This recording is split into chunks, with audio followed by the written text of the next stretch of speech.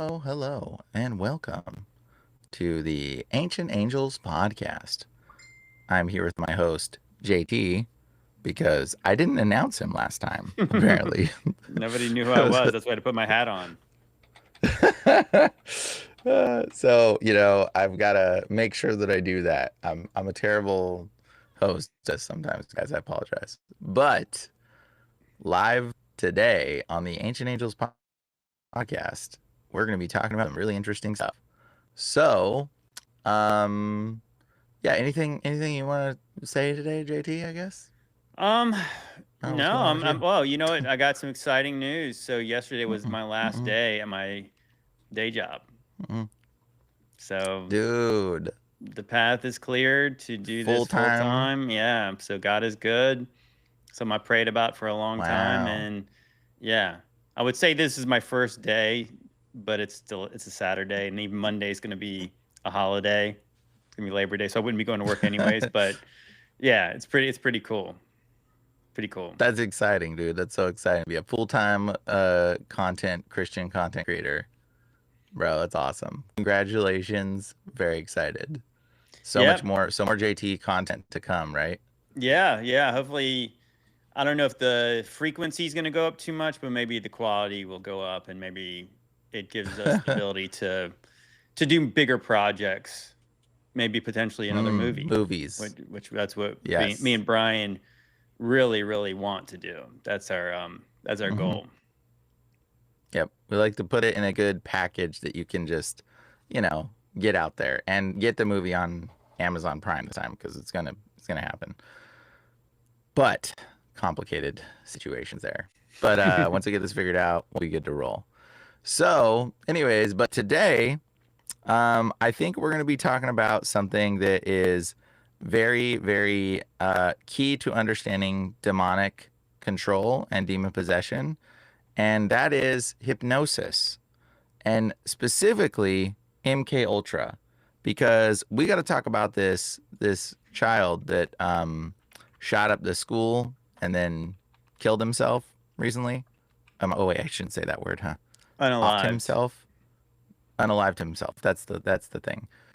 So we're gonna talk about these things. So we got to use code words apparently because that's the way these things work. But we're gonna talk about hypnosis, demonic control, and everything pertaining to the way MK Ultra works. Okay, so this is going to be like MK Ultra breakdown video. Been meaning to do this for a minute. Want to get into it full detail, but fitting that this circumstance happened, and now we gonna be talking about this. So one of the things I would like to mention is that I'm sure everybody's seen this kid that he was trans and he went to the Catholic school and shot the Catholic school up. But a lot of what he did is he had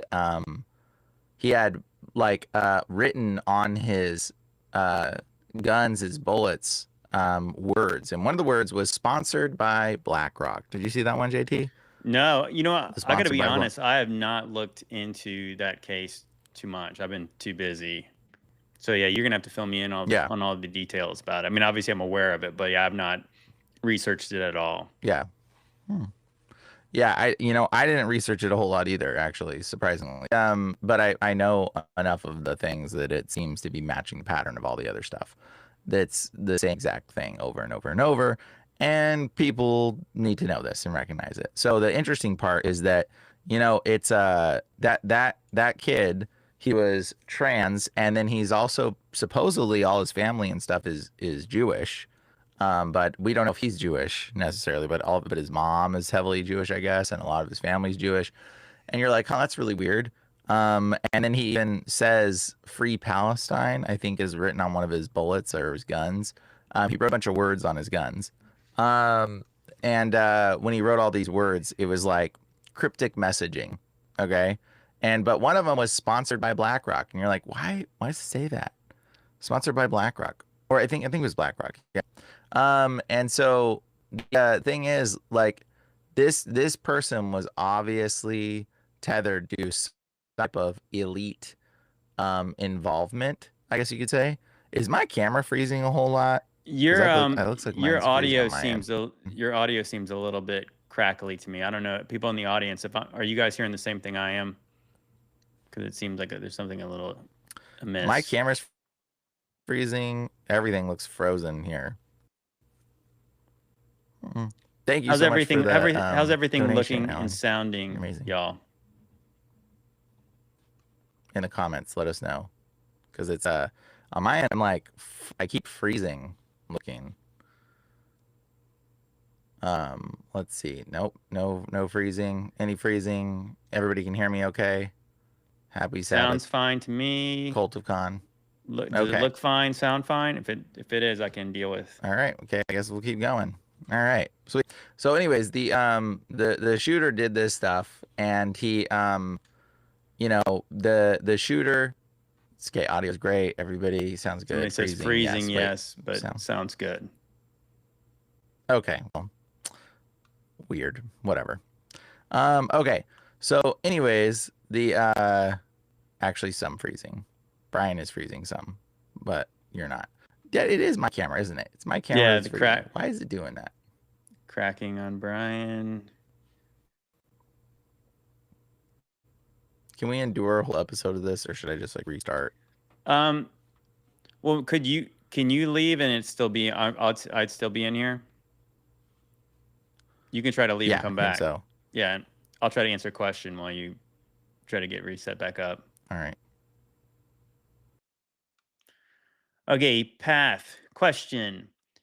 Have y'all read Revelation of Peter? It was said to be written between 100 AD and 150 AD, and it has many interesting, intense depictions of the lakes and rivers of fire in the trib.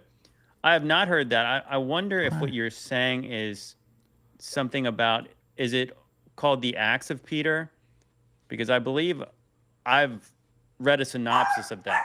Oh gosh, the dog. I've read a The synopsis of the Acts of Peter. Brian, have you ever heard of that book? I've never heard of the I don't Revelation of know, Peter. but I haven't actually, but I do hear that you're actually crackling too now. I don't know if that's just I'm my crackling end. too. Do Am I I still sound? freezing? You're about the same. Dojo, God bless you. But anyways, what I was saying is that I If I think in the Acts restarted of my Peter, there's a wild story about how Peter fought the was it Simon the magician, Simon the sorcerer? Simon the Sorcerer. Yeah, and he like Simon Magus, and he was like flying, and Peter struck him down with the power of God, and he fell and he broke his legs and everything. You ever heard that story, Brian? Oh, Brian is Brian not even there? Brian is 100% frozen now. So, Path, that's I have not heard of the revelation of Peter, but is that kind of correlate to what you're talking about? That could it be the Acts of Peter? Because some of these books have alternate titles. Brian is gone. Brian is he's stunned. He's in stunned silence right now. He's thinking. He's frozen. Yep. He's frozen like Elsa or Walt Disney.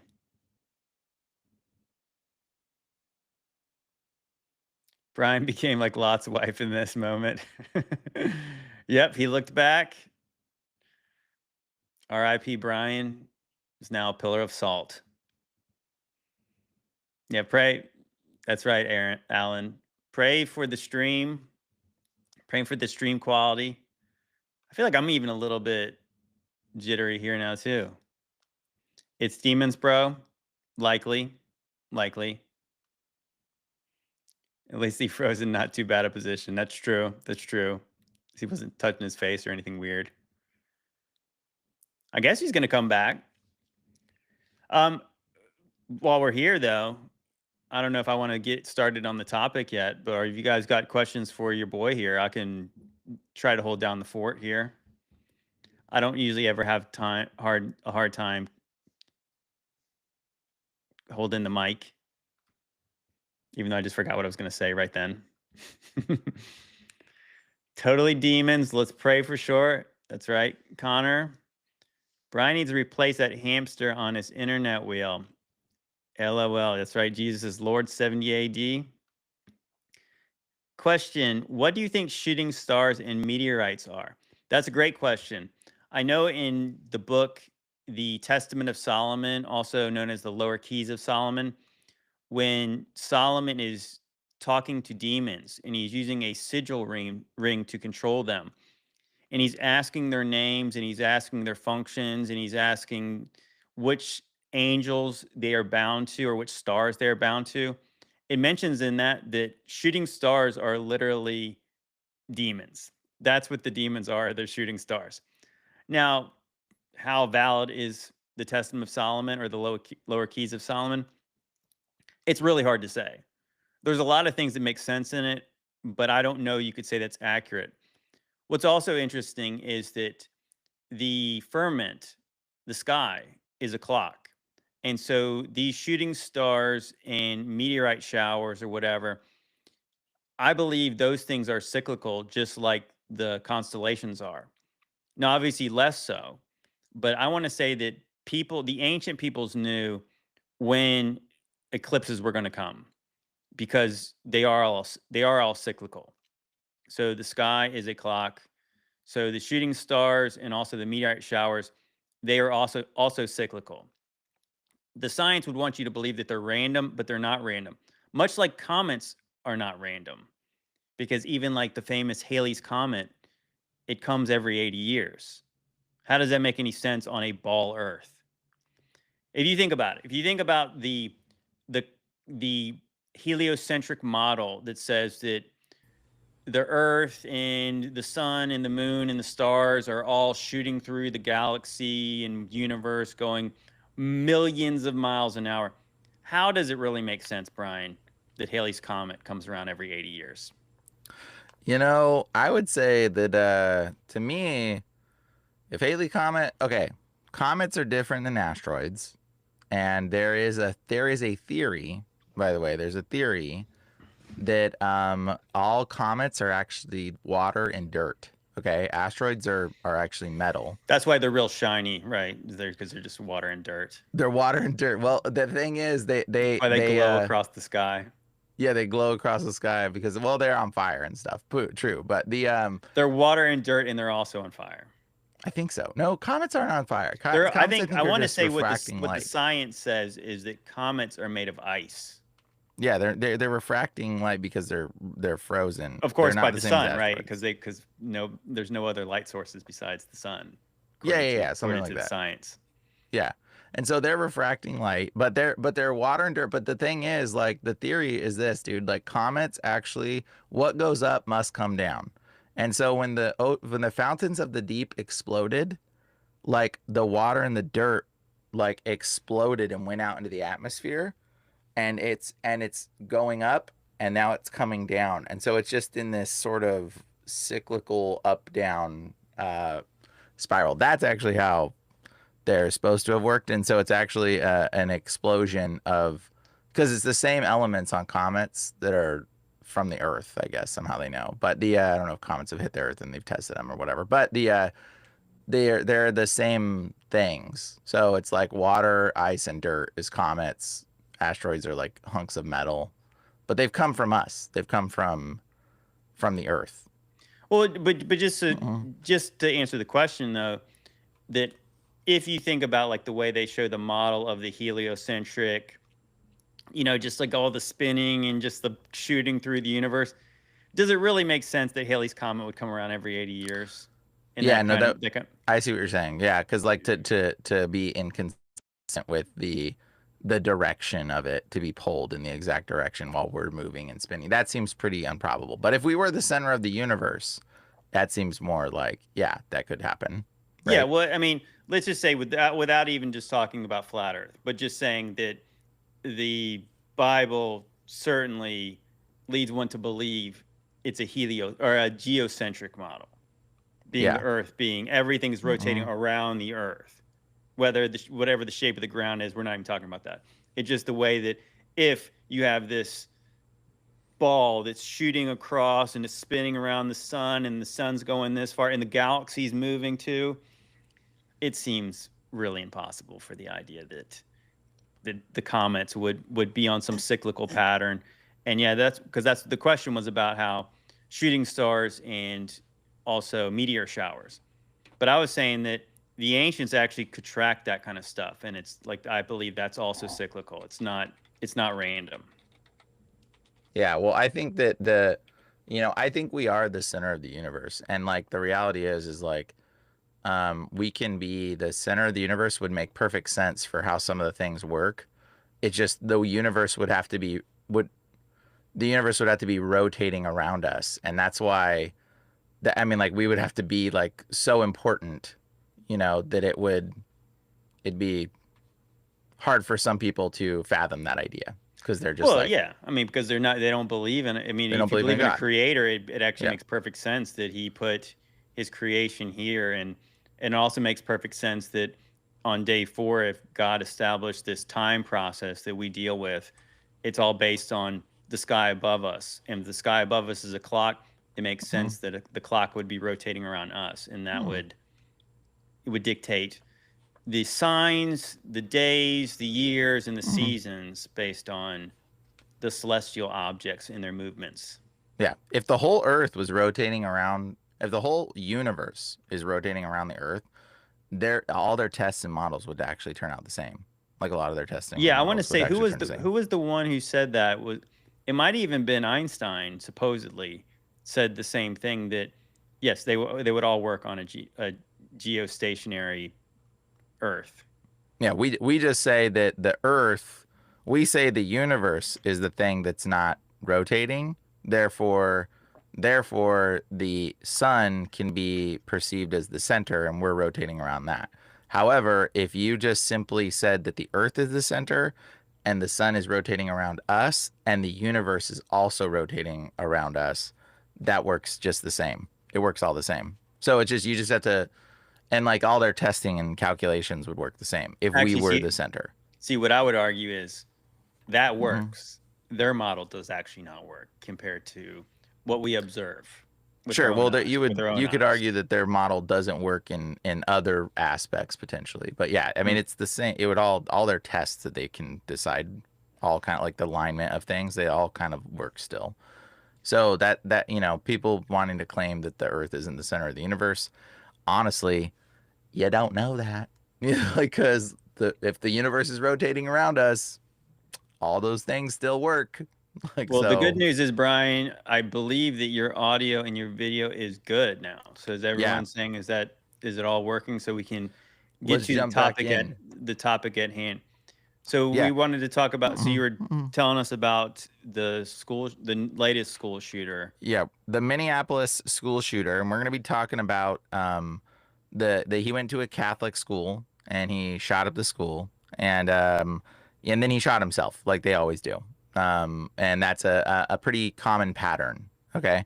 And one of the other things I just think is funny, I was like Googling it. It says this is hilarious. The Minneapolis school shooter went through a recent breakup before the deadly attack. This is on Fox News, guys. I think it's hilarious that they're trying to justify that it was like, oh, maybe it had something to do with his breakup. What, his gay breakup is the reason why he went and decided to shoot up a school? Like, bro. Anyways, this child was clearly disturbed. This child, and there's a How bunch of people trying to pull agendas how, in all different directions. how What? old was the shooter?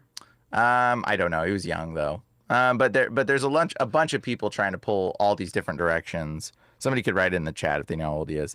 The there was so many different they're like, oh, he's a supporter of the left, oh, he's a supporter of the right, oh, look, he's a supporter of this, oh, he's a trans, so he's oppressed a trans, look what happens when we oppress them. And then it's like, oh, he's a trans, so he's crazy, look what happens when you allow them. And it's like, bro, every agenda is being pushed and pulled from this dude, like in every direction. But the main direction that y'all need to recognize is literally he is a person who was tied to elitists. He was tied to straight up like the occult, or not, sorry, MK Ultra stuff, MK Ultra programming, which is what we're going to talk about today, guys. We're going to talk about MK Ultra programming today. Okay? That's what we're going to talk about. We're going to talk about hypnosis. We're going to talk about these things that are related to it. And like The understanding is that his whole family supposedly was Jewish, okay? And a lot of the shooters actually, I looked something up and found out that a lot of the shooters are surprisingly Jewish. These little kids that are going into schools and doing this kind of stuff, and they're all involved in taking psych meds, guys. They all take psych meds. They all go to government assisted what therapists. They all visit government assisted therapists. So when you're like, wait a second, all these people are seeing government therapists. All these people are taking psych meds. All these people are connected in these ways. Isn't that suspicious? When you start to see the patterns of all these things lining up, you start to realize, okay, something here is not quite right when all these patterns line up. But they're like trying to figure out all the answers. Oh, we should ban guns. Oh, we should do this. Oh, we should not allow this. So, and it's like all these agendas are being pulled from this guy. But one of the things he wrote on his guns, he wrote a bunch of stuff and drew a bunch of demonic sigils on his guns and wrote a manifesto and like played the whole thing before, so everybody can look up his books. I would not recommend looking up the demonic writing that he's put out there because it's literally just demons. Don't read it. It's useless. It's pointless. You don't need to know what the demons are trying to say to you guys. Don't bother reading it. But by the way, the shooter was 23 years old. 23. Wow, of course. So yeah, he was pretty young. And the other thing is like, dude, when you look at all the stuff related to this guy, it's the same pattern, guys. It's the same pattern. They go into a building, they go into a place, they shoot it up, and then they shoot themselves. Okay, why do they always do the same thing? Why do they always do the same thing? Same thing with that one dude. What was that guy that went to the 33rd floor and then shot himself just Oh recently before yeah, that? I forgot the guy's name, but yeah, he was supposedly Mhm, talking about mhm. CTE and the NFL. And even though I want Mm-hmm. to say that the NFL's headquarters was in that building, the NFL's floor was the 5th floor. And then for Yeah. some reason, he went to the 33rd floor to do what he was going to do. Didn't he talk about BlackRock as well, or he talked about something like It that? I was forget. I want to say it was the Black Stone building. Black Stone building. That's it. And what's interesting, I forgot who was.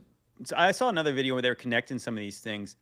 Oh, it was about so some people say that BlackRock is buying private properties, like private Yeah. residences. They And shouldn't be then allowed to. so they were getting fact checked. There was a big video about that. Some guy posted something on X, and they said, "Oh, that's not accurate," because it's Blackstone is like affiliated with BlackRock are the ones who are actually buying the private residences.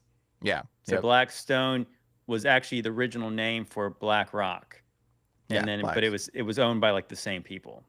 Yeah. And And it's still and funded by the same people. yeah, and BlackRock and Vanguard owned Blackstone. Yeah. So, Yeah. anyways, Exactly. it was the Blackstone building Hmm. that the one guy, yeah, went in and shot up the 33rd floor, and then offed himself. Yep. And so like this is, and obviously that's a calling card of some kind, but this is programming. And then so let's talk about the other people that this one is very important. I've mentioned this, but I can't say it loud enough. I got to say it loud again. Let's talk about the dudes that blew themselves or that killed themselves on the same day at the Trump Tower in Vegas, who drove a Tesla and then blew himself up, and it was rigged with fireworks. And then the dude that strapped an ISIS flag to a truck that he rented from the Toro app as well. They both rented from the same app and then drove through a crowd. I think he killed like 8 people or something, and then he killed himself, or the cops killed him or whatever. But he made sure that he was going to die, which is the same circumstance every time. Why don't we keep these guys alive? Why don't we try to keep these guys alive and figure out what they're wanting or saying or what they were going to do? All you got to do is shoot them in the hand, That shoot their arms. that video, that Mhm. story, like right before the election, that Yeah. disappeared like a fart in the wind. Oh yeah, dude, bro. Nobody's talked about Mhm, that at mhm. all. Like that just came and went, and nobody's ever talked about it. That's because it was so suspicious, and everyone figured out how suspicious it was. They wanted to hide it right away. That's why. Mhm, Seems to be like, yeah, that there's a mhm. reason why certain stories get elevated and they never shut up about them, Yeah, versus stories that they could obviously feature but they don't for some reason. yeah, because excuse me, the identicalness of that circumstance. Let's talk about the things that went over with that. Okay, ready? They both rented trucks from the Toro app, which is not like the most popular app to rent stuff from. I mean, one could have gone to a rental car place. No, they both rented their cars from the Toro app. They both modified the cars that they rented. Why didn't they just drive their own cars? Like, why'd they have to do rented cars?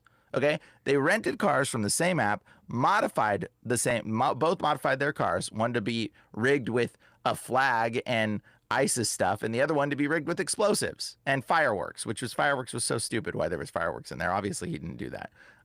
There was like definitely like dynamite or TNT or plastic explosives inside that truck, along with fireworks, because fireworks don't blow up like that. So, but it was very obviously made to look like it was a homemade explosive when it's not. Okay, nobody needs to add fireworks to their nonsense explosive. Okay, so clearly they both did rented from the same app. They modified the cars. They both on the same day drove to a location and then murdered people, or attempted to, and then died. Okay, and guess what? They were both ex-military. They both came from they were both veterans, I believe, and they both came from Fort Braggs. Now, what is Fort Braggs, guys? They both had positions at Fort Braggs. Did you know that Fort Braggs changed its name? Do you want to know why? Because it was associated with MK Ultra. Wow. So they both came from the place of Fort Braggs, where they were doing MK Ultra programming on people. Now, isn't that fascinating? No wonder they want to bury this story, because everybody just like figured it all out and was like, hey, wait a second. These like military individuals from MK Ultra stuff. Like, what's going on? So of course they're going to bury it. They're going to bury it as much as they possibly can. Well, guess what? Every single person that's involved in this kind of stuff, they're either involved in Fort Braggs or MK Ultra programming or ex-military, or they're involved in therapy sessions and taking drugs. There's a commonality between these individuals. Okay, a very common thing. Do you want to explain to people what before? I mean, I know a lot of people are already aware, but that one of the stated goals, I want to say, in the Freedom of Information Act stuff about MK Ultra was it part of the things they were working on was potentially making Manchurian candidates. That's exactly what they were trying to do. So they were trying to make assassins out of people. And so they would try to potentially, through the use of psychotropic drugs and other means, they would try to implant false memories, remove real memories, and then, make them controllable. And people would kill on command. They were not trained killers. I mean, it's goofy, but if you guys watch the movie Zoolander, that's literally what that movie's about. It's that's real. That's really like that. And that's one of the things I want to say. I did a lot more research into this a long time ago, but I want to say that they use the fashion industry. Like, so that movie as goofy as it is, they were using models, and it makes sense. They're mocking you when they do that stuff. Yeah, it makes sense, because if you think about it, if you wanted to train an assassin, what better way would it be to, I don't know, make a honeypot, some beautiful woman who would have access to powerful people, right? Yep. Like you'd have some supermodel who would be able to have access to important places and peoples, and then this is the person you would be doing mind control with.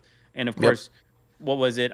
I want to say it was Project Midnight Climax. If you guys, that was Operation Midnight Climax, where they were hiring Janes and Does, which are men that were going to see prostitutes. Tricks and Johns. Tricks and John. Oh, Tricks and that's what it is. So they were trying to I think typically they were using the tricks to be the honeypots, and they were making I don't know, I think they were using both, and they were probably drugging either ones of them. So they were doing both. They were going to see prostitutes, and then they were drugging the prostitutes, and then they were using them, and then they were also giving the prostitutes drugs to drug the people coming to see the prostitutes, and then they were taking those individuals and torturing them. Okay, they were literally, it's illegal. You can look up MK Ultra, guys. They were illegally torturing people. There was multiple parts to this thing. And thanks, Mad Pax and Dane Moats, also for the donation. You're amazing. And then also, I will try to get Paul on, crypto guy. We'll message him. Well, there was, see, we often focus on MK Ultra, but I want to say that was one program in a long list of programs, or maybe that was it was overarching program. But I want to say you had like Project Monarch, I'm not exactly sure what the very first one was, but the way I understand it was they first were doing these experiments on POWs. And then later Yeah. they were using our own soldiers. And Yep. then eventually they went to the civilian population. So yeah, they would look for people kind of the dregs. They would be people like prostitutes, and then people who'd go see prostitutes. It kind of makes perfect sense that the kind of people they would use. And so what we're led to believe is that it stopped at the Tricks and Johns. But I think Yeah. that I think that most people are aware that they were actually looking into, I want to say, some aerosol sprays and things like that that were They going to were. make that they were going to use that as They were testing it on whole cities, and they developed LSD, and they used LSD with Timothy Leary, who was the father of LSD, and then Tate made that stuff happen. So they literally injected it into the crowds through the Grateful Dead. They actually hired the two of the agents for the Grateful Dead were CIA agents, and yeah, then and their original name, remember, was the Warlocks. the The Warlocks Warlocks. was the old name for the Grateful Dead. Yeah. Yeah, bro. And they were involved in drugging the crowd with LSD to see if they could make them suggestible. We know they probably were taking people from the crowd. This is an illegal operation, by the way. If you look up MK Ultra, it tells you on the Wikipedia page it was Yeah, illegal. like this is, like I said, this is totally highly illegal. Our government was doing experiments on our people unwittingly and torturing. Okay, they were pinning them down and torturing them. They were doing the waterboarding stuff. They were doing like all kinds of different torture and murdering. They were murdering people. They don't fully admit to some of it. Unaliving, yes. And so they don't fully admit to a lot of this, but they were doing this and they were involved in doing this 100%. They don't tell you who or what always, but they admit to a lot of it. And this is in the files. There was things that are not in the files that they're obviously not telling you about. Oh, they were yeah, also yeah. they were working with hypnotists. Yeah, these are conspiracy facts. These aren't theories. Yeah. Like the stuff that I'm saying right now, like this is in the history books. It's like this is the stuff that's been disclosed because they were forced to disclose this stuff. And so yeah, I want to say that it makes sense that if they were looking to they were continue to look to expand these things, but the first kind of people they were using would be people who really could not, like if they got caught doing it, it's like, who's going to believe the guy who got caught going to see a prostitute? Yeah. Right. Or like these people are not going to admit that. So of course, so you have, like again, POWs, like again, you talk about like Guantanamo and stuff like that. Nobody cares because they're bad, right? Like, like the people, like they're the terrorists. So like, who cares what the government does to them? They're keeping us safe. And then it's our own troops. A lot of them volunteered for this stuff. And then they didn't even really know what they're getting. I'm sure they didn't know what they were getting into. And then later, they were using, low lifes. Not saying that their lives don't matter, but that's the way that they presented it. Well, it was just people that were in compromised situations. If you were in a compromised situation, they were also doing it to people that were buying and selling drugs. So back in the day, you probably would have been like, oh, yeah, I'm going to get some drugs from this guy. And they're like, here's some drugs. Needle, bah, we're taking you. Like, what are you going to do? What are you going to say? Oh, I went to go buy some drugs from some guy, and then he like knocked me out, and then he tortured me. And then, bro, just so you guys don't know, if you don't know what a Manchurian Candidate is, it's an individual that they can be turned on and activated to do a thing and then to like do a thing, or what'd you say? It's just like Zoolander. I mean, that's what Zoolander to do a thing about. and then not know what they did. That's what a Manchurian Candidate is. A person that can be an assassin unwittingly and unknowingly and act totally normal and then flip a switch or show a sign or do a thing and then boom, they can do it. Which, by the way, is very, very real. It's very real, and they can do it through hypnosis, guys. And just so you guys know, hypnosis is what I'm going to break into a little bit more. But wait, what else did you want to say, JT? No, I was gonna say, for one, I say, yeah, like, so if you watch the movie Zoolander, they obviously portray it in a silly way, but that's what it is. It's like, so they're making fun of it. He went into it's this so programming that he thought was a day spa, and they're like, dude, you've been gone for, like, he thought he was gone for a couple hours. Like, dude, you've been gone for a month. When he got back, and he's checking his messages, and there's like 1,000 missed calls or something. He's like, yeah, that is a little bit more than normal. But when they show him like going through like the hypnotism and the training and all this stuff, they're playing that song. Was it I forgot what the song's called. It's the whatever. They played a certain song all the time, And then so when he's doing his runway thing, he's doing his modeling stuff, they play that song. When the song comes on, he's activated, and the Mm. training kicks in, and then he starts to go do his thing. Oh, the other thing I wanted to mention real quick was, you mentioned that, was that Timothy Leary? Yeah, yeah, This Timothy guy was Leary. kind of like the father. I want to say, wasn't he like Hmm. originally like a Harvard professor or something like that? I think he might be, Yeah, probably he was something. was. He was somebody like really high up, and at some Hmm. point really respect. I want to say even ran for president. And what he did was, Hmm. he was considered like the father of LSD, and Hmm. a big guy, a very a very important figure in the 60s kind of free love, free drug movement. Later, he went on to say he was telling people that the reason they were doing that when they were giving people LSD was, he was saying he was carrying on the work of Aleister Crowley. Hmm. So this guy who was ends up turns out he's affiliated with the three-letter agencies. He's giving all these young people drugs and promoting promiscuity, Oh. and then he Hmm. gives credit back Yeah, he later, also, like years later, to carrying on the work of Crowley. and he How also wild is that? says, carrying on calories, that's insane, but he also says that I give sole responsibility to the distribution and the growth of LSD to the government. He says this. He says he gives sole responsibility and thing to the government. He's saying the government is the reason why LSD even exists. He even says this, dude. Like, he's literally involved with this kind of stuff. Like, and like they're he's telling you what they're involved in. And by the way, this is what Charles Manson came from too. So Charles Manson was also involved with MK Ultra programming, trying to influence people that were susceptible, that were broken down, individuals that were hippies, that they were taken advantage of, and see how far they could be pushed. That's why Charles Manson wasn't ever like sentenced for so long. Like, bro, they kept him alive because he was like an asset. That's like part of the reason why they did this. I mean, he didn't obviously kill anybody, but he had other people kill people. And so it was very obvious that he brainwashed them into doing these terrible things. And like the hypnosis is real, guys. And he was learning hypnosis, he was involved in hypnosis. And just so you guys understand, hypnosis is hijacking the way your brain functions, but it's also interjecting demonic control into people. Okay. It's interjecting demons to influence and control you to do things. Now, to do things that are against your will or against your understanding. Now, I've seen praying with people and casting out demons. I prayed for people and they blank out, bro. When they come to, they don't even remember what happened. Like, sometimes they will have no clue what just happened to them. They'll be like, "What? Where was I?" Because they weren't in their body. It wasn't them I was talking to. It was somebody else. It was something else that was influencing them.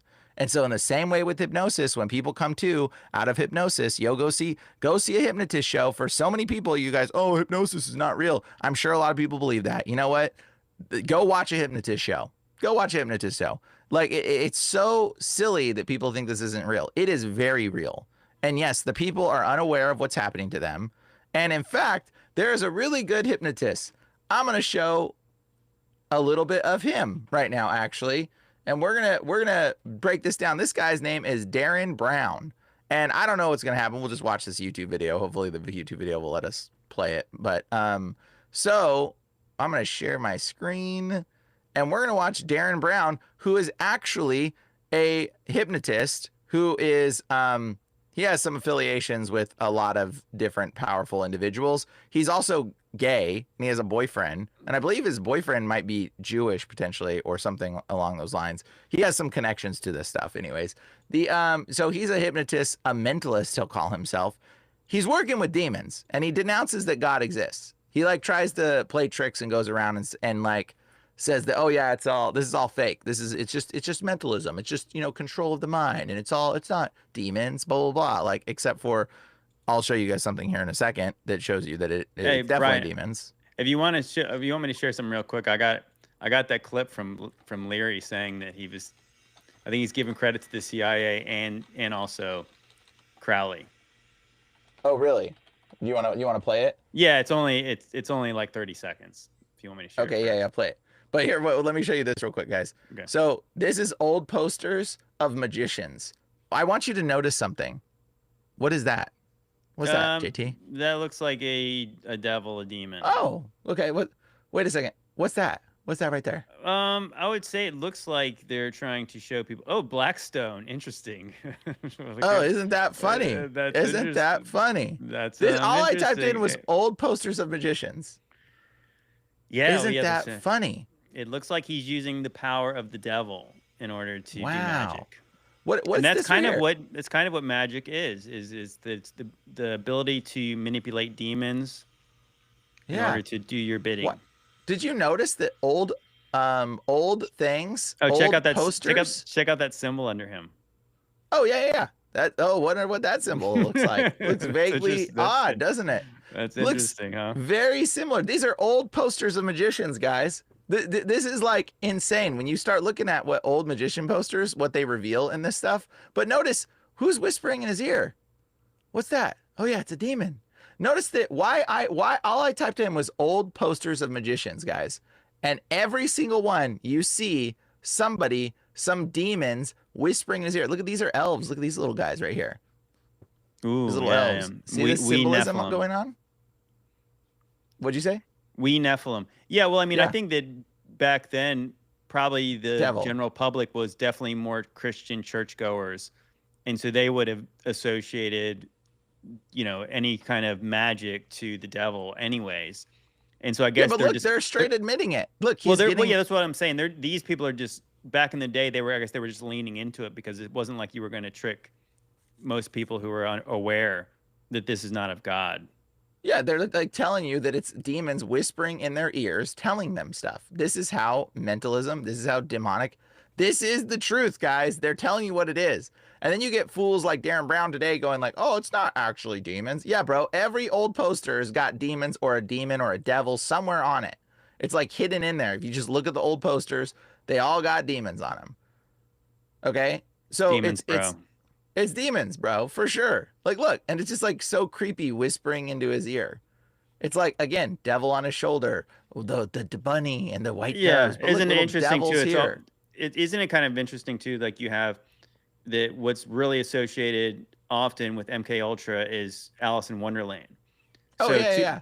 to the main, like kind of the main emphasis of it is the white rabbit. So that's how the journey starts, is the white rabbit.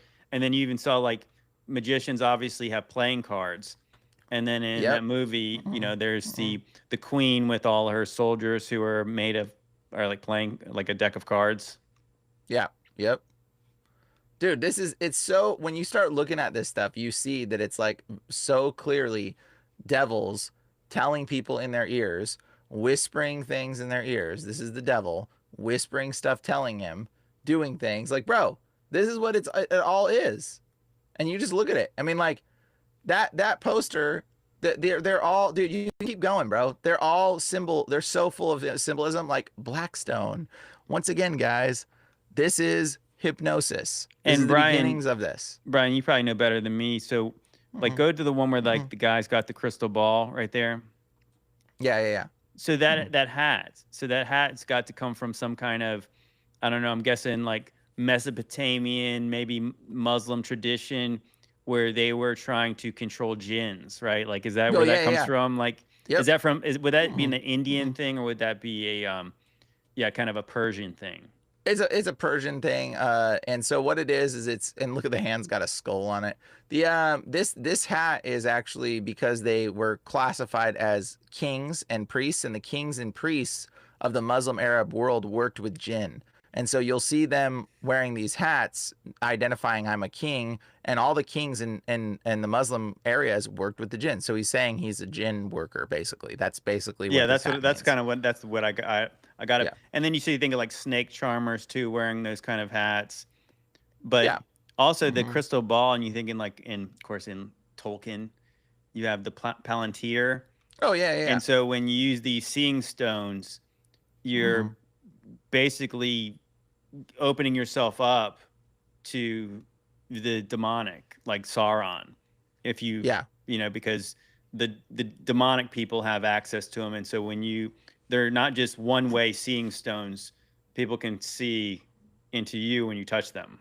Oh yeah. That's totally how. That's the crazy part. People don't understand how demonic things work. Demons look into you when you touch the thing. Like demons can peer into your heart when you touch another demon possessed person. This is actually part of how they move by touch in a lot of ways, and that's a whole nother complicated thing. We'll talk about demons on another Okay, episode you maybe want me to later. share this real quick? Share the This is thing. it's pretty interesting here. That the 1960s is when the plan began to come to fruition. Well, I've been an admirer of Aleister Crowley. I think that I'm carrying on much of the work that he started over 100 years ago, and I think Wow. You know, Crowley said he was in favor of finding your own self and do what thou wilt shall be the whole of the law under love. It was a very powerful statement. I'm sorry he isn't around now to appreciate the glories that he started. As Satan guided. Wow. Yeah. So yeah, Wow. he was trying to say that the 60s, that's what he was about. And of course, he was trying to frame it in love, but what he's talking about is not love. Dang, that's crazy. Was there another one you wanted to show? Oh yeah. Actually, I think this is other one actually is when he's giving credit to, let me see. Yeah, here you go. This one right here. He mentions this. I give the CIA a total credit for sponsoring and initiating the entire consciousness movement, counterculture events of the 1960s. Dr. Tim, Wow. the 1960s Johnny Appleseed of LSD. The CIA funded and supported and encouraged hundreds of young psychiatrists to experiment with this drug. The fallout from that was that the young psychologists began taking it themselves, discovering that it was an intelligence-enhancing, consciousness-raising experience. I know that some... The Yeah, so there you psychologists go. started taking it themselves. Isn't So that he funny? was saying, like, so yeah, and you see him, he says directly that the CIA was responsible for this. Wow. And then later he gives credit to Crowley in carrying on the work of Crowley. So he's drawing a direct line from this three-letter agency, this drug, all the way back to the father of modern Satanism and the modern New Age, Crowley. Wow. How about that? How about that? How about that? Isn't that funny? Well, guys, now I'm going to show you guys something even more shockingly disturbing. Again, this is from Darren Brown. He's a mentalist hypnotist that tells you that God isn't real, okay? But yet he's doing things that are totally unbelievably supernatural, demonic. It's demons, obviously. He's working with demons. But he hypnotizes a man to shoot another man, okay? And what's that other guy, the famous guy's name that he shoots? His name is well, you'll see it right here. Stephen Fry. Stephen Fry. So we're just gonna play this. Hopefully he gets away with playing this right here. Oh my God, Senator Kennedy. That he had been. Okay. Most notably that of Senator Robert. Let me get it Conspiracy theorists claim that the CIA hypnotized unsuspecting candidates to carry out assassinations in the 50s and 60s, most notably that of Senator Robert Kennedy. Tonight we'll find out if that's even possible, or just the stuff of movie fiction. Well, it is very possible. What about all the guys, like you have the, who was the guy, John Hinckley Jr., who supposedly shot Ronald Reagan People because he who've was in love applied- with Jodie Foster? Oh yeah. That's again, Tell me that MK guy Ultra was. stuff. Tell me that guy was not a Manchurian candidate. And if he would have succeeded, guess who would have became president? George Bush. H.W. Bush, Yeah. who was the head of the CIA at one point. Yep. There's so It's like, I mean, can you believe that kind of crap? And people believe that. And John Hinckley Jr. was Conspiracy actually theorists, I love it. John Hinckley Jr. was actually linked to the Bush family through, I want to say it was like Vanderbilt Oil. He was a big influential person in a big influential family in Texas, and George H.W. Bush's brother was supposed to have dinner with I guess John Hinckley Jr.'s brother the next night. Of course, they canceled the dinner after that. But so yeah, they're all connected. I mean, it's ridiculous. Okay, guys. So he's going to hypnotize an unwitting subject. All right. So this is called the assassin. So, I'm about to give a demonstration of hypnosis to an audience of people who've applied to take part in my show, and I haven't prepared these people in any way. I'm going to show you from scratch how it is that I can create a hypnotic state. But what they don't know is that I'm actually on the lookout for a perfect candidate that I can program to carry out the assassination of a well-known figure at a public event. Now, nothing like this has ever been attempted before. Unless, of course, the claims of conspiracy theorists are true. Enjoy tonight's experiment. I'm the first guy who's ever thought of this. Nothing like this has ever happened before. Oh my gosh, it's so funny. Okay, so here's the funny part too. There's more to what he's saying. Like so he's literally involved in he's picking an unwitting candidate. Okay, he's gonna program them. Guys, I want to mention something about program. So the word gram, it means grimoire. Okay, it comes from grammar. Okay, gram means witchcraft. Okay, that's why it's called program. Okay. It's called the television program for witchcraft. Pro is for, gram is witchcraft. So if you look up the etymology of grammar, it will tell you grimoire literally means witchcraft, mumbo jumbo, spells, incantations. Actually here, I'll just do it right now. Etymology of grammar. I'm going to show you guys this because I feel like it's shocking more when you actually see it, because people are like, no, it's not what it actually means. Look at this. What's that say? Okay, Latin, Old French, grammar, learning, especially Latin. Also, magic, incantations, spells, mumbo jumbo. Wow, did you know that? Grammar, this is the etymology.com of grammar, okay? Latin, blah, blah, blah, from the old, from grimoire. Let's see here. Old French, okay, for the magic sense, compared to grammary, dark ages, learning in general, knowledge, particular, astrology and magic, hence the secondary meaning of occult knowledge. Okay, this is grammar, guys. Ooh, what it says interesting too, it says, which evolved into Scottish into glamour. Yeah, glamour, that's funny. So is that to say like somebody's glamorous? Is that to say they're magical? Yeah, it's to say they're, yeah, absolutely. It's to say they're involved in witchcraft. And so it's the same thing for... That's really interesting. I would not have put those two words together, but yeah. Yeah, bro. Right there. Oh, there's more than those two words. This is where you get the word the Grammys, guys. Why you go to the Grammys? Why do you think they call it the Grammys? They're saying you get an award for being the most witchiest, and the most influential. Isn't a Grammy, doesn't that look like a angel or something like that? Yeah, it does kind of look like something like that, I think.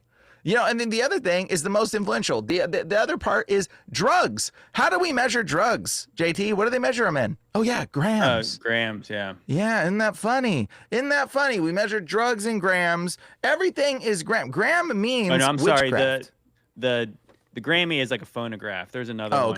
Maybe it's the Emmy. Well, that's a phonograph. I mean, I'm sure it's a phonogram and some component. Who knows? Anyways, so like this is where we got, like, gram means witchcraft, okay? And it's called the brothers. It's from the root grim as well. So grim and gram, they're from the same origin. And so gram, and grim, like the brothers Grimm. Those are the Grimm fairy tales. The Grimm fairy tales. Okay, the Grim Reaper, it means death and darkness. Okay, Grim and Gram are the same, it's the same root. Okay, and it's literally tethered to wickedness, darkness, witchcraft. Okay, so that's why it's called Instagram. They are witchcrafting you with Instagram. Okay, that's why it's called Telegram. Telling witchcraft, telling you the narrative, the story, the influence, guys. This is where the word gram originates, and you see it in everything, guys. It's in so many of our stuff. The word gram always references witchcraft. Okay, and so yeah, grandma. I wonder about grandma. I don't know.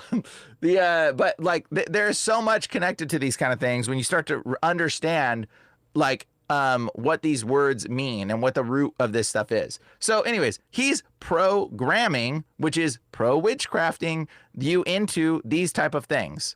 If you guys think of other gram words, you can throw them in there and I'll break them down probably. Golden grams. Golden grams. Golden grams would you go to? That's funny. Witch food. It's witch food. Don't eat the golden grams.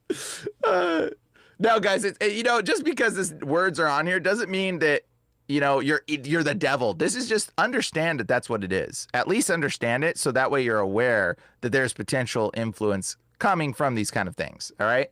So, anyways, let's continue. So here he's selecting a candidate, unwitting candidates. Right the way deep. He's seeing how fast he can hypnotize them. Let's move on to looking at the idea of a hypnotic trance. What's your name? John. John, have you come, John? Lovely to meet you. What do you do for a living, John? IT. IT. Excellent. Thanks ever so much for coming up. And look at me now. Look at your hand, and you just sleep. And back you go. And he's down. Demon went into him. Right the way down. There we go. And right the way deep. Just like that. So anyways, he does this. He finds a perfect candidate that he deems is good for... Absolutely fine. The water is now 1.4 degrees away from turning into a solid block of ice, and his heart rate has dropped to 85 BPM. He's clearly very capable of dissociating himself from the freezing temperature. The test is a success. So... when I grab the side of the bath, the suggestion will clear. At the moment, it's completely comfortable. He thinks he's totally fine. And watch what happens when I touch the side of the bath.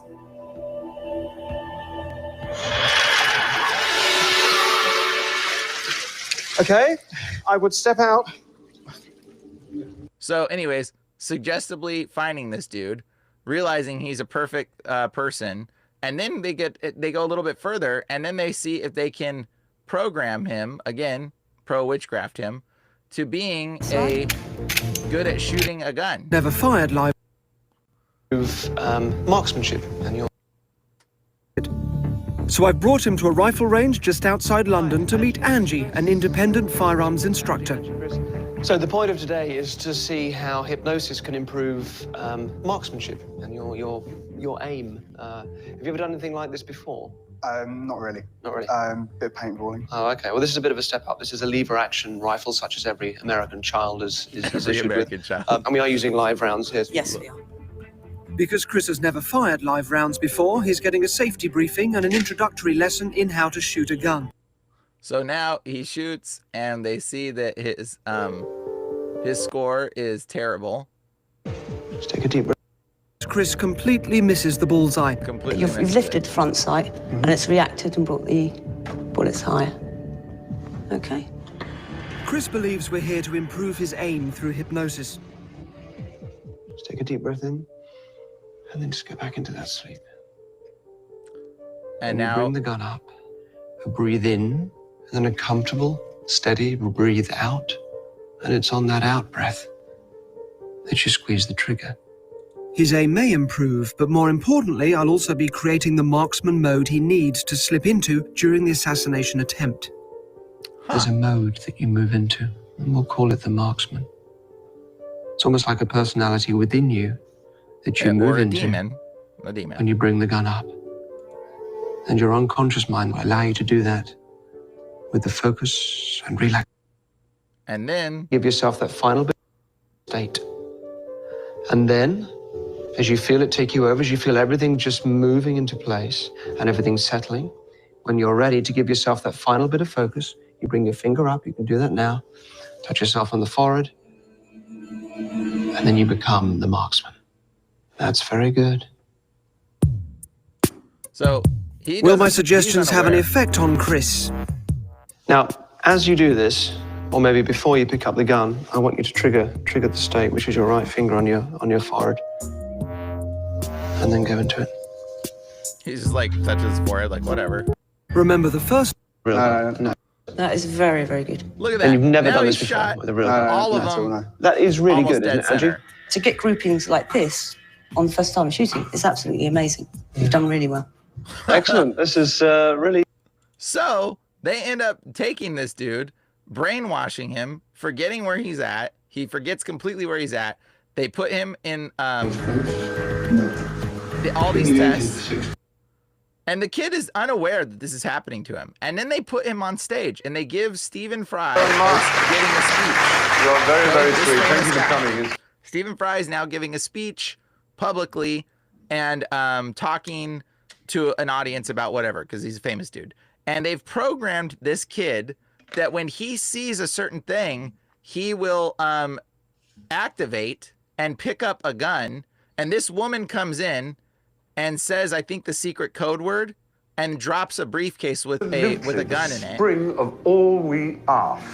In our culture, we keep certain words. Now the gun is fake. In a special place in our brain. But look, I here remember she going comes to in Turkana people with a polka dot in dress. northern Kenya. Kenya alone has 69 languages. And the Turkana people speak one which is related to only And one she of the said other something, 69, and now he's Nilo in the marksman Hamitic state. language.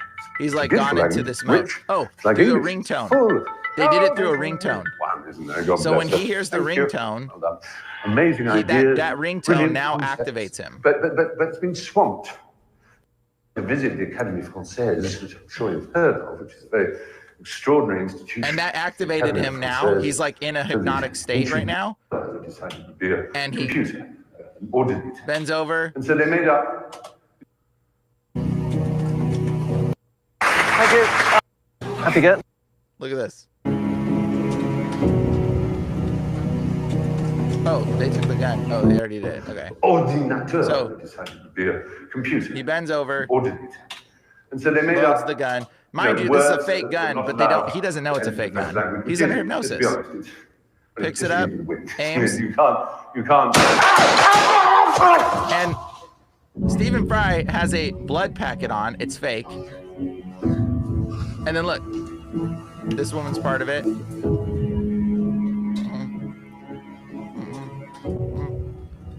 Takes the gun. He doesn't even know what's happened, technically.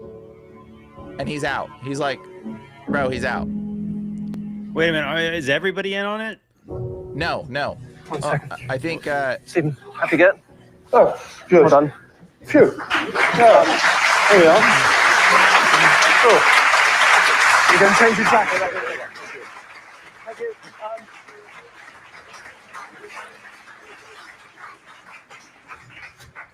I just explain what's going on here. This is the culmination of quite a few months' work to see whether it's a gentleman called Chris, who's currently in a hypnotic trance, see whether it's possible to hypnotically program a person to kill. Chris, as far as he's concerned, just carried out a real assassination. Stephen was in on that, and there was no danger at all. Here he is. Stephen, everybody, how'd you go? oh, so funny. Play the to you happy now, music. We just Now programmed go someone to capture murder. Isn't that 3, wonderful? 2, 1. Turkana is just one example, as I said. And now they keep him going like that never happened. So he thinks that's a false memory, guys. Do you know how insidious this is? Language as a source of pride and beauty. All of you have language in. So, and then they ask him afterwards, and then Remember it's that like bit? this.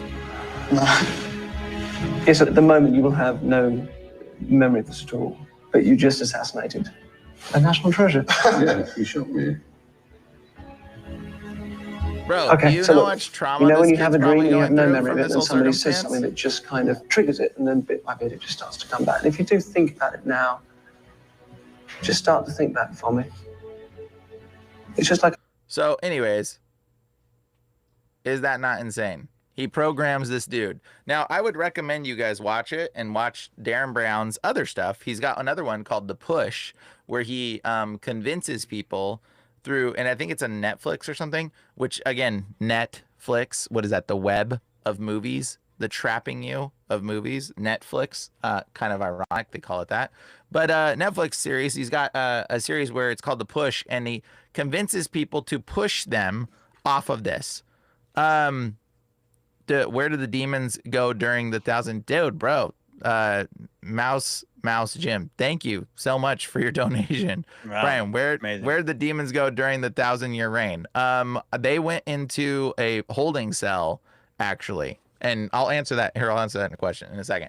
But the so yeah, the when it comes to this situation, they're literally demonically controlling this poor young man, and they've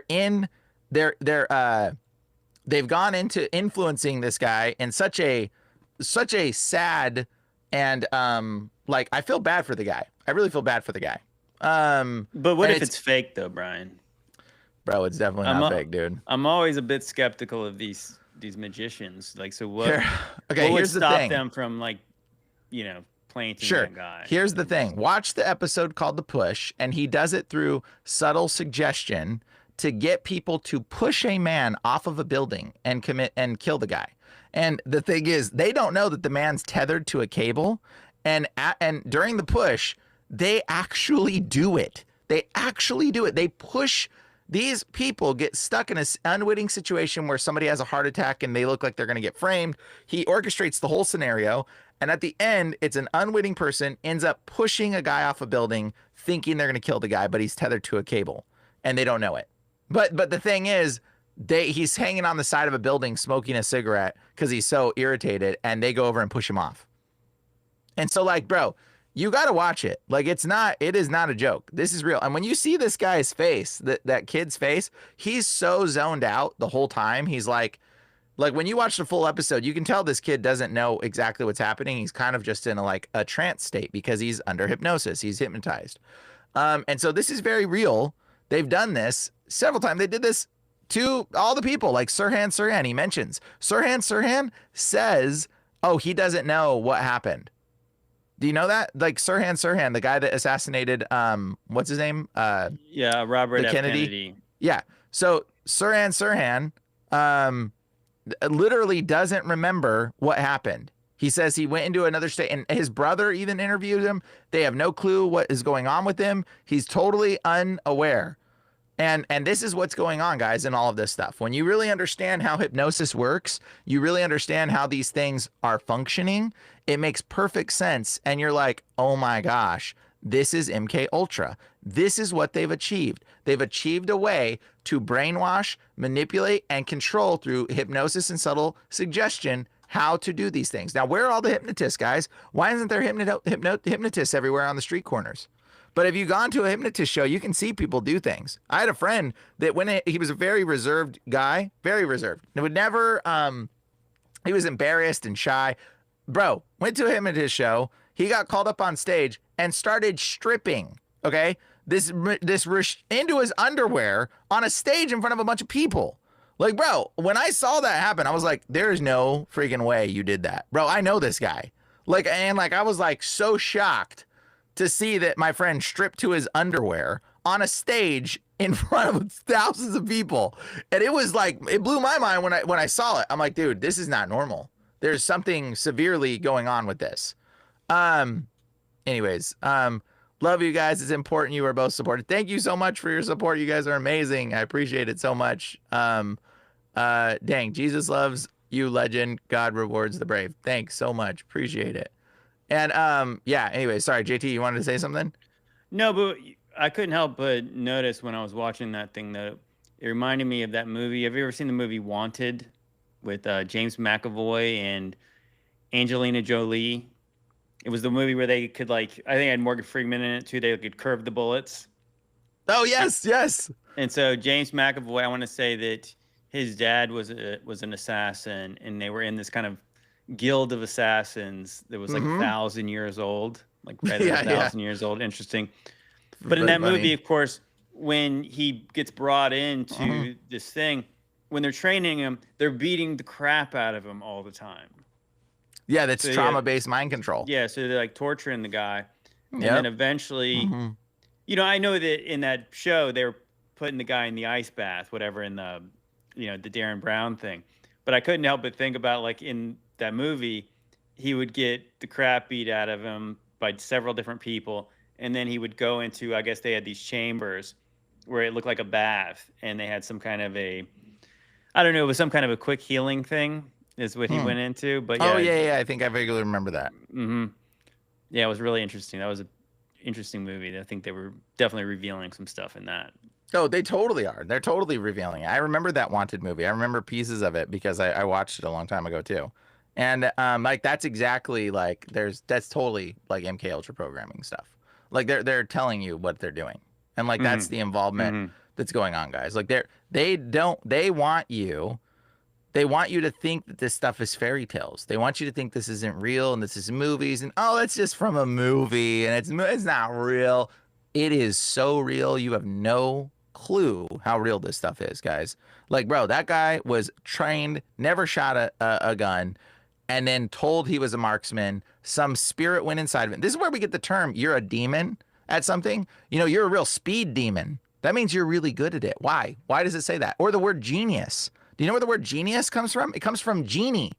Okay. Jinn. A genius means you have a jinn following you around, giving you supernatural knowledge and understanding. And this is what a genius is. This is what a genius is, somebody that has understanding beyond what is normal human capabilities. Okay. And so this is what a genius is. Like, this is what it's connected to. It says Jesus is king forever. Amen. Yes. There is a Star Wars cartoon after episode 2 from 2004 to 5 that almost looks like they are invading Rome. Yeah, that I would imagine that's pretty true. Like, it's definitely how they put this stuff in your movies, guys, in your shows. So you're like, oh, that's silly. It's just a movie. It's make believe, whatever. Like, dude, all the time they do this kind of stuff. Well, there was even that movie that came out probably the last 10 years. It was called American Ultra, and it had the Jesse Eisenberg, who has been in lots of stuff, Zombieland and all that stuff. Yeah, and American Ultra, and that's exactly what the movie was about, is that he was some kind of nobody, and then he was activated, or they were trying to eliminate him, like he was in the secret program. And I think that's what's really interesting, actually, when you start to look into famous serial killers, and they have some very, very interesting associations with important people. Yep. I want to say, who was it? Who was it? Was it the John Wayne Gacy? He was like involved with lots of really powerful congressmen and stuff like that. And that was, was he the son of Sam? Is that was his name? I forget. The guy who dressed like, didn't he dress up like as a clown when he was killing people? Sounds familiar. Yeah. But the clowns were Freemasons, by the way. So like, there's tethered connections to that kind of stuff all the time. Like, all the clowns are Freemasons, which is why we'll bring Paul on in the next episode, hopefully, because you guys suggested it. Also, the interesting thing is when you look into this stuff, like, you look into the way these things are like playing out, so many similarities happen. I don't know if you guys know this, but there's a commonality between serial killers and bedwetting. Did you know that, JT? A lot of No, I didn't know that. Yeah, a lot of them are late stage bedwetters. Now, it doesn't mean if you're a bedwetter that you're a serial killer. Okay, don't get that thought in your head whatsoever. But there is a correlation to bedwetting and demonic possession as well. And I've seen it several times. A lot of people with bedwetting issues have demonic stuff attached to them. Not every situation. Maybe the Lord just like teaching you to be humble or something. He's allowing it to happen to you. I don't know. But a lot of times, like, that's associated with demonic control over a person, or you're not in control of your body when you're in the sleep state because something demonic is in control of you. And so there's a lot of connection to that. It's very complicated. Don't just try to like think. Don't take things of the spirit. Let me just give you guys a warning right now. Things of the spirit don't always make sense in our logical mind. There's like so many, like, this associates with this doesn't mean that. Okay, there's so many exceptions to the rules when it comes into the spiritual realm. There is so many different things that we just don't understand, because it's like you're going to a realm that's multi-level faceted. But there is an association with late stage bedwetting and serial killers that just happens to be also association with demonic possession and bedwetting. So, you know, I mean, you can look at the similarities, and you can look at the things, and you can either recognize the patterns. It doesn't mean it's in every circumstance, but it's definitely a pattern that you can see. Were you gonna say something, JT? No. I was actually just kind of looking into John Wayne Gacy, and yeah, he's got some really interesting connections, to like politics, and yeah. I want to say that there's, if you do go down that rabbit hole, we probably don't have enough time for that today, but if you go look into like very famous serial killers, that they have lots of connections that I think you could infer. I mean, of course, if you had outright proof of it, then, you know, we would be having a different conversation. But yeah, I think there's a lot of evidence that these people who are really famous for what they, you know, the bad things they did, they were likely programmed by somebody. Yep. And Mouse, you mentioned that where was the demons, where they go during the 1,000-year reign of Christ? Well, it says Satan, the devil, who was locked up. Well, Satan's just a title. Okay, Satan means the ones who oppose. Okay, so like likely Satan and his demons and the ones that opposed were all locked up. They were likely all locked up, put into that prison that was locked away within the abyss. And then when he was let out, that he was let out with his demons. That's how he came out with that horde of his whole horde came out with him at the same time. I think they were all probably imprisoned because there's no way you could have that with that peaceable world without that. Well, the truth of the matter, the Bible does not say. It just it literally just says, again, there's not a lot of details about it. It just says the devil was locked up, so he could deceive the nations no more. It could be possible. I mean, I've opened the possibility that the demons could have been still around, but with the church, with the power of the Holy Spirit, they were not subject to them anyways. So they had authority over those demons anyways. So, well, I mean, I would say they have. My opinion comes from understanding demons. I know how they work, and they're like demons are around everybody. Even right now, you guys are all up in the chat and like things are talking. There's thoughts that are popping in your head. A lot of times, those negative thoughts, those are demons. They're talking to you. So they would have had to have disappeared or gone away, or not somehow spoken to people for 1,000 years. Maybe their mouths were shut. I don't know. But like they obviously, those little demonic thoughts that come into your mind, those little depressive thoughts, those little negative thoughts, those are demons talking to you. Like they're talking to everybody all the time. So like there had to have been a time during the 1,000-year reign of Christ where they weren't talking. Okay. So whether they were locked up or whatever, like, cause I don't see how the world would have gone into a place of peace if people were still having those negative associative thoughts popping into their head constantly. You know, like I just don't. Yeah, but I guess at the same time, it's like you still have access to the kingdom, so you're not forced to stay in that state. But you know, I don't know. Yeah, it's possible. I mean, I've wondered. I guess it's interesting if it was like all the demons and all the other fallen angels were locked up during that time. It doesn't say that. It just says that the devil was trapped, so he couldn't deceive. Well, I mean, so maybe he it's kind of like how does he deceive though? Is it through his army? Yeah, but it's a situation where like you cut the head off the snake, and then it's not as powerful. So I mean, the gospel spreads. You know, you do kind of think about like, Voldemort. Voldemort's back, but it's like his people have been waiting for him to come back. So there's still evil that's waiting for their leader. So when the leader gets back, then it's kind of, again, like we talked about, like Sauron, and there's still orcs and stuff like that when they think that Sauron's gone. But the demons could have been hiding somewhere. Right. Well, yeah, it could definitely be like a situation where that's why you have a lot of these, Holy Spirit filled Christians. The demons are staying away from them. If you have like real power in the churches, you have a lot of faith, versus you have a time where the demons would have been relegated to haunted houses and places like that. Like, they would stick around where they would not be cast into the bottomless pit. Versus says they were hiding in Antarctica. They could have been. Well, what's interesting, of course, I bring up the Tolkien stuff often. There's a really interesting scene, I want to say. That's a good idea. There's a really interesting scene I want to say it's the very beginning of season 2 of The Rings of Power. So they're showing a flashback of when Sauron had like a physical body, and he looks kind of like an elf. And then he's going to be the leader of these orcs. And I think there's one dark elf with him, and they betray him and they kill his body. And so he's like in this big castle. And so when he dies, like all this power comes out of him. And the place turns to a frozen wasteland. Oh, really? Yeah, everything froze around there. They could be in Antarctica. I think it's possible, definitely. Well, it's interesting. It's like, so I think there's a later show. Maybe it's the previous season, and they're going and they're looking to make sure that Sauron's dead, and it's like the absence of heat is like a sign of evil. Sure, it kind of makes sense. It kind of makes sense to me that some light. places be freezing cold would be something that would be, like the evil is cold.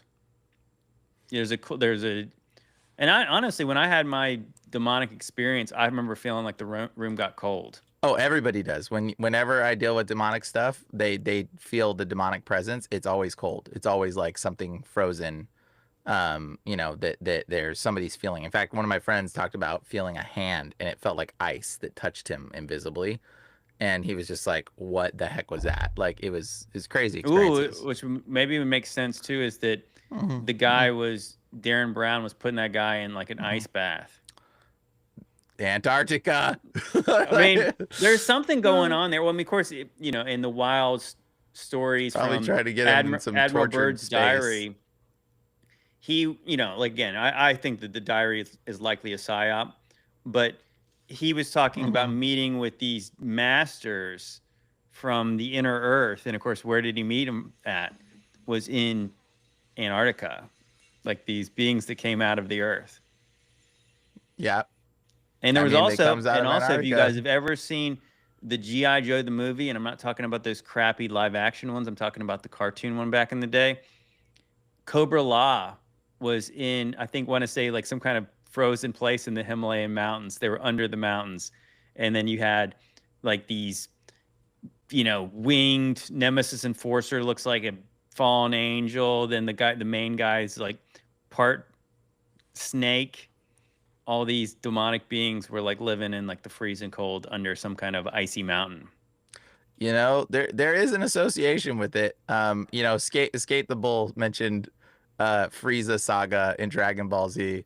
Also, I gotta mention that it says watch it till the end. Mini data about angels fighting the fallen and also mating with humans. Yeah, Dragon Ball Z is full of like angelic Nephilim stuff, dude. Like I have an episode on Dragon Ball Z actually. If you watch it, the Frieza saga. Like if you watch my episode on Dragon Ball Z, I break a lot of that stuff down. I still missed a few things but I tried to get most of it in there.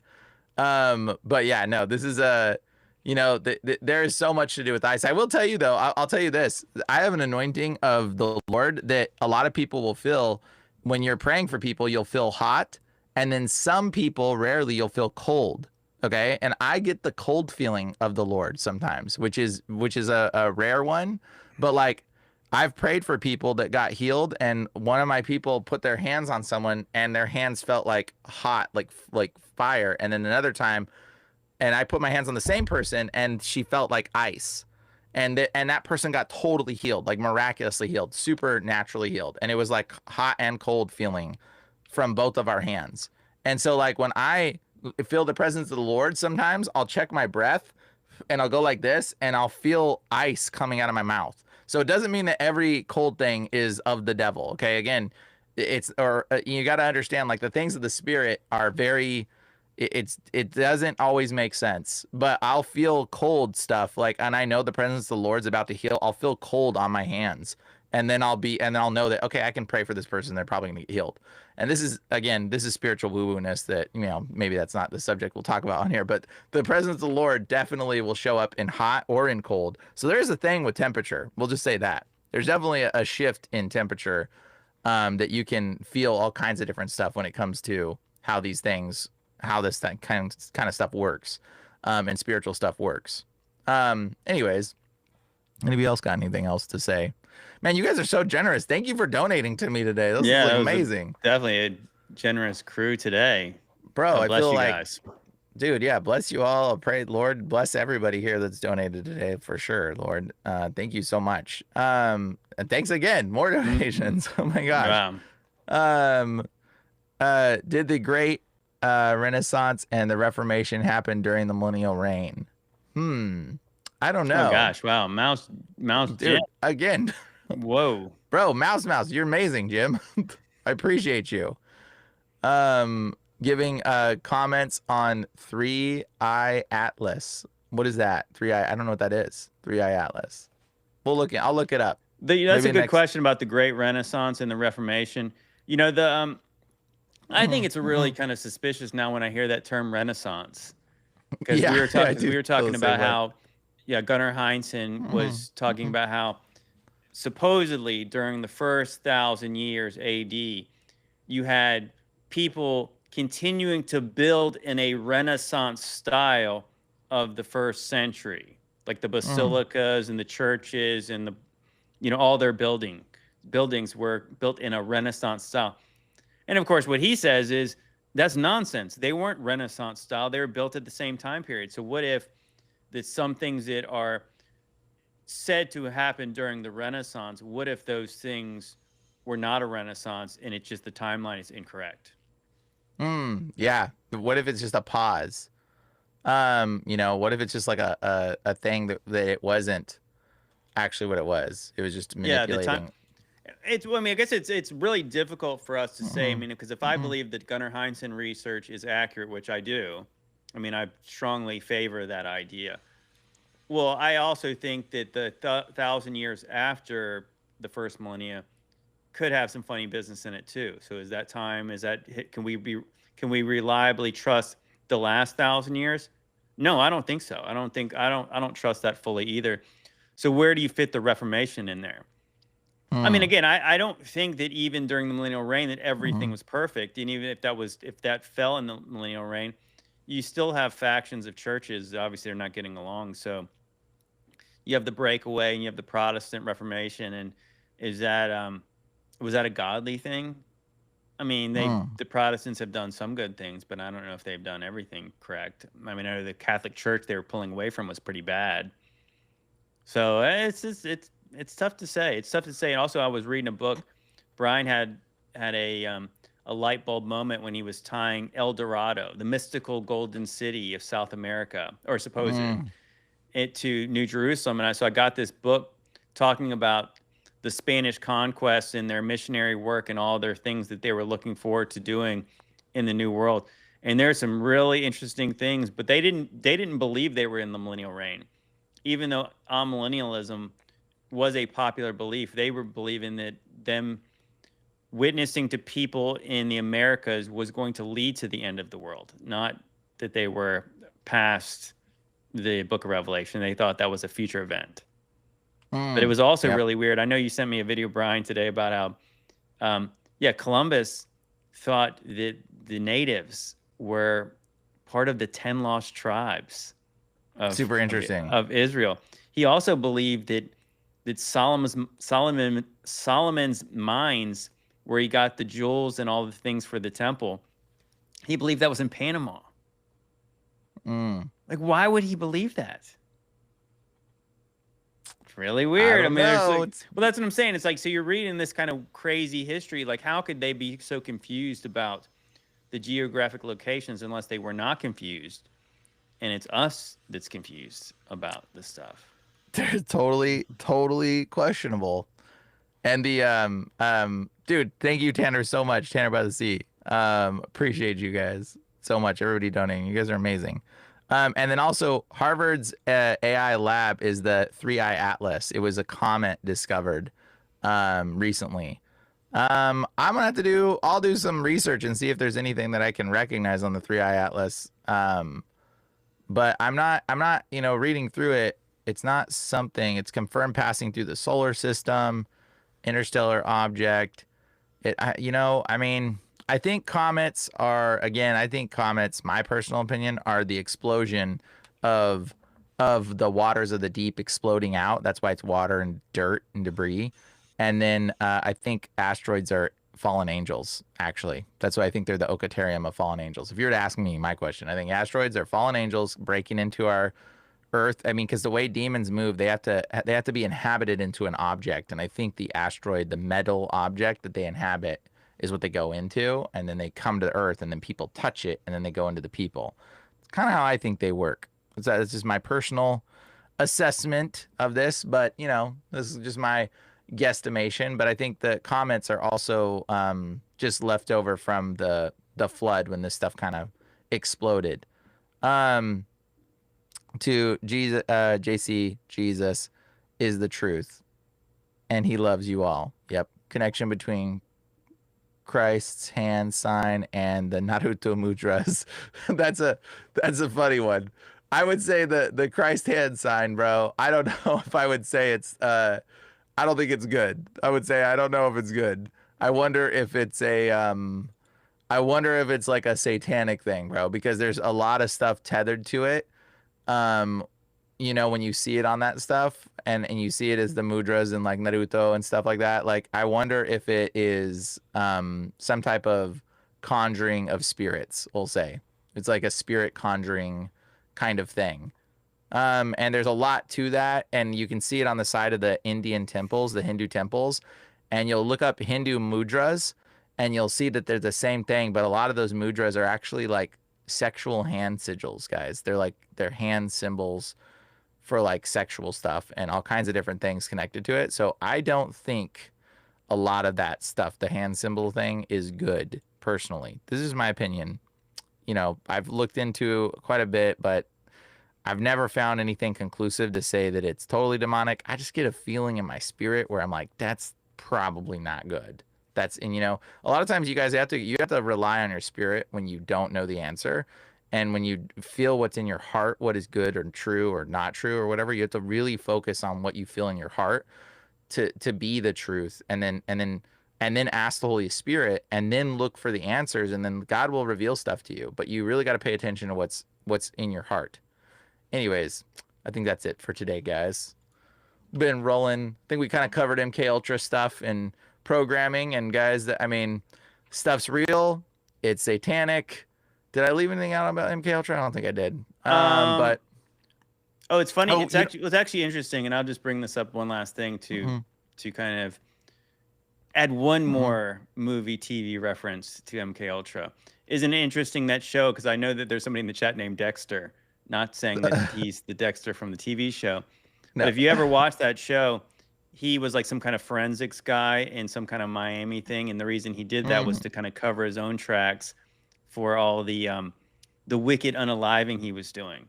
But in that story was that he was turned into this sociopath by being put in like some kind of a crate, some kind of a one of those cargo crates or whatever, you know, the big old cargo containers. And he had to watch his mom get unalived in front of him. And he was, you know, kind of bathing in her, you know, like her blood afterwards. And then when he came out, he was a serial killer. Wow. So, that's literally, that's that's the story of that show, Dexter. Yeah. Is that how he became who he was? So it's a situation where, yeah, he was hollowed out. And then what came into his person was a demon. Dang. That's pretty disturbing. And one other thing I didn't mention about MK Ultra, I forgot to mention, was that a lot of the MK Ultra stuff, guys, they don't have a lot of this stuff written down, but it's pretty apparent when you study the occult. They were working with demons. They weren't just working with, you know, science and torture. They were trying to interject demons and doing occult magic, and they were experimenting on, oh my gosh, thank you, again, bro. Wow, They're experimenting, bro. You're kind. Oh my gosh. He was experimenting on people that were involved in MK Ultra stuff that was like people in mental institutions, guys. They were torturing and experimenting on people in mental institutions and people in crazy wards, and they were doing stuff to them, and they were doing ritual practices and satanic practices as well. This is all part of MK Ultra. There's multiple facets of MK Ultra stuff, but they were literally trying to do satanic experiments on individuals, and it was tied to Aleister Crowley, tied to all kinds of different stuff that they were involved in, and the Beatles were probably even involved in some of this aspect beforehand. But like there is so much tethered to this that it is very, very disturbingly fascinating, but very disturbing when you really look into this. Oh, I got one more reference. Reference. No, I said one more, but it made me think of something. So I made a video a while back, and so we talked about if you looked in at MK Ultra, and if you read that book called Chaos, I forgot what the author's name was, but it's about the Manson stuff. And what was really interesting, it was all tied to this one kind of really famous MK Ultra scientist was named Jolly West. Yeah. So, we forgot to mention Jolly West. Yeah, and I started to look into the connections with Jolly West, and I was like, the story about how he was the last guy to see Jack Rubenstein, the guy who killed what's his name? JFK. Yeah, well, not JFK. Who killed JFK was John. What's his name? I can't even believe I came. Who killed JFK? It's Jack Rubenstein. Jack Ruby killed. Oh my gosh! Who was the Patsy? I can't even believe we can't think. Another 3 named person, right?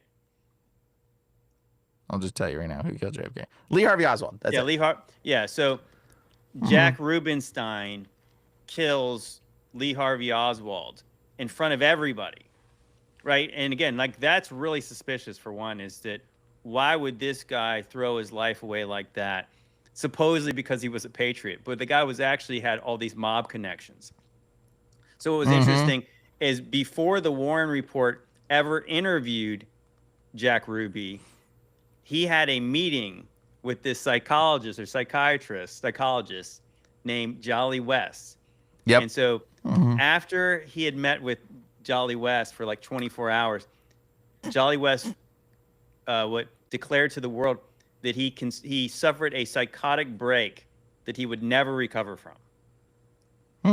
Now, the interesting part about that, as I said, of course, me, like in movies, I'm like, that sounds just like the movie Batman Begins. In Batman Begins, you have the main mob boss named Carmine Falcone. He goes into jail, and then the Scarecrow goes in there, and he sprays him with this psychotic drug, and then he goes nuts. And then so eventually he's put in Arkham Asylum. But that's the interesting part is so Scarecrow was working on testing his drugs and all his methods out on all the inmates of Arkham Asylum. And that's what Jolly West used to do. He would test out all his MK Ultra stuff on inmates at the insane asylum. It's like literally like it's like the same story. Because even in the story in Batman Begins, it's Carmine Falcone sends somebody to go kill Joe Chill, the people who killed Bruce Wayne's parents, right in front of the whole courtroom. There's cops and everything all around him. It's exactly the same thing. It's the same thing, but it's different. It's exactly what it's showing you. But yeah, it's that's if you look into that MK Ultra. Yeah, they were also we didn't talk about that earlier. Is they were experimenting on crazy people. Yeah, the kind of people that people wouldn't care about. And, they get locked away in some kind of place, get taken to Arkham Asylum, and then who knows what they're doing. But it was all about this fear-inducing drug that the Scarecrow used on people. Yep, dude, it's so disturbingly true. And the fear-inducing drug is fear. It's trauma, represents trauma, but they just compile it as some kind of drug. That's what they were looking for, was a drug that they could instantly brainwash people with. And so that would have been a dream drug that they had, a fear-inducing drug to create trauma response victims. Again, by the way, but why would the Millennial Kingdom Byzantine art show these hand sigils? I think my personal perspective on this is that I don't think the art was created until after. I think a lot of the art was painted after that has hand sigils on there. And that's just my personal preference. I would be interested to look up any kind of art that was stained glass on the buildings that had the hand mudras or the hand sigils on there. I don't think there would be a lot of it if there is any, and I would think it would be like maybe exaggerated from something like that. That would just be my personal opinion on the art, that they are not the art thing is like a mixing of stuff. A lot of it could have been co-opted though too, because it could have been a good thing and then it was turned into it could have just been something simple. A corruption of it would be the mudras. That's exactly. I think that's totally what it could be too. And so the let's see, you had another comment. The Atlas III is interesting because it doesn't have a tail and it's emitting carbon dioxide and not water, not carbon monoxide. This is confirmed by NASA and the James Webb Telescope. Well, I don't know. I mean, I'll have to look into it. I don't know why it would be emitting something else. Maybe it is something else. I mean, if it is a comet, I mean, and it's not emitting the water, then that would be an unusual comet. Maybe that's some kind of other spiritual entity. Maybe it's the spirit of death floating over us. I don't know. Like maybe that's what that is. That's comforting, Brian. Yeah, it could very well be a spirit of death. But I don't know, man, dude. I'll have to look and see if I can recognize something. We should be supporting these. Won't hurt you. Yeah, you guys are amazing. Thank you all for supporting me.